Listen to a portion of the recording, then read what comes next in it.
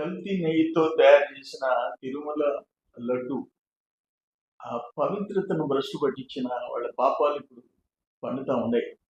అయితే దానికి ఇప్పుడు దొంగ సాక్షి వాడి ఇష్టం వచ్చిన ఆయన ఇష్టం వచ్చిన కథనాలు రాసుకుంటూ కూర్చుంటున్నాడు. నేనేమడుగుతాను, మీ గవర్నమెంట్లో వైవి సుబ్బారెడ్డి గవర్నమెంట్లో ఆ బోలే బాబాకి 1 లీటర్ పాలు కొనుగోలు చేయని ఆ బోలే బాబా దగ్గర కొనుగోలు ఏంటి? లీటర్కి మీరు 20 రూపాయలు కమిషన్ తీసుకున్నారు. అందుకని ఆ ఘోరాలు జరిగినాయి. మీకు ఆ దేవుడు అంటే నమ్మకం లేదు. జగన్మోహన్ రెడ్డి సరే హిందూ దేవుళ్ళ మీద పూర్తిగా లేదు. సుబ్బారెడ్డి మీద కూడా అదే ఆరోపణలు ఉన్నాయి. అందుకనే మీరు ఆ నెయ్యి ఆ లడ్డు మీద భ్రష్టు పట్టి చేసేసినారు. ఈరోజు సిబిఐ టీం ఎంక్వైరీలో మీ పాపాలు పండిపోతున్నాయి. వాటికి రివర్స్ కథనాలు సాక్షి పత్రికల్లో రాస్తా కూర్చున్నారు. తిరుమల లడ్డు అంటే కోట్లాది మంది భక్తుల సెంటిమెంట్ అది. దాన్ని దెబ్బతీసే విధంగా మీరు ప్రవర్తించారు. ఏఆర్ డైరీకి అర్హత లేకపోయినా ఆర్డర్స్ ఇచ్చారు.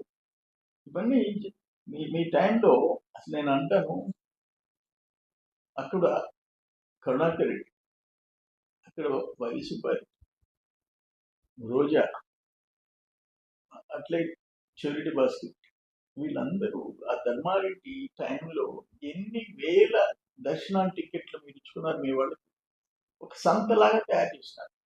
ఈరోజు బిఆర్ నాయుడు చైర్మన్, ఆయన స్ట్రిక్ట్ ఆఫీసర్. ఆయన కోట 50 లీటర్లో ఎంతో ఒక్కటి కూడా ఎక్స్ట్రా ఇయ్యనంటాడు. నా కోట సీనియర్స్ అడిగినా ఒక లెటర్ ఇచ్చేది కూడా ఆయనకి. అంటే అంత వెంకటేశ్వర స్వామికి అంకితం అయిపోయినాడు.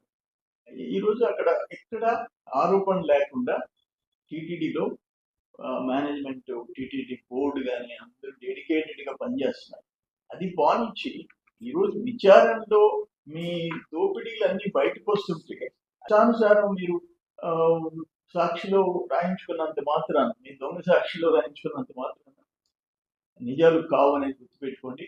ఆ భగవంతుడు చంద్రబాబు నాయుడిని అలిపిరి దగ్గర వాళ్ళు ఆల్మోస్ట్ ప్రాణాలు తీసేసే కార్యక్రమం చేస్తే బతికిచ్చి ఈరోజు ముఖ్యమంత్రిగా పరిపాలన చేసే అదృష్టం ఆయన కల్పించాడు, ఈ రాష్ట్రానికి కల్పించాడు ఆయన సేవలు అందుకునే విధంగా. అది దేవుడిలో ఉండే మాత్రమైన శక్తి. అందుకనే మీకు 11 సీట్లు వచ్చినాయి. సిట్టు బ్యాంక్ ఖాతాలు లావాదేవీల గురించి సుబ్బారెడ్డిని అడిగింది కల్తీ నెయ్యి పాపంలో. నువ్వు ఎందుకు ఇవ్వకుండా, సిట్ అడిగితే నీకు నిజాయితీ ఉంటే ఇవ్వాలా? ఎందుకు ఇవ్వకుండా నువ్వు కోర్టుకి వెళ్ళావు? దాన్ని బట్టి తెలుస్తుంది మీరు చేసిన పాపాలు. అల్టిమేట్ గా మీ పాపాలు పండాయి. నువ్వు దొంగ సాక్షిలో మీరు ఇష్టం వచ్చినట్టు రాయించుకున్నంత మాత్రం ఏం కాదు.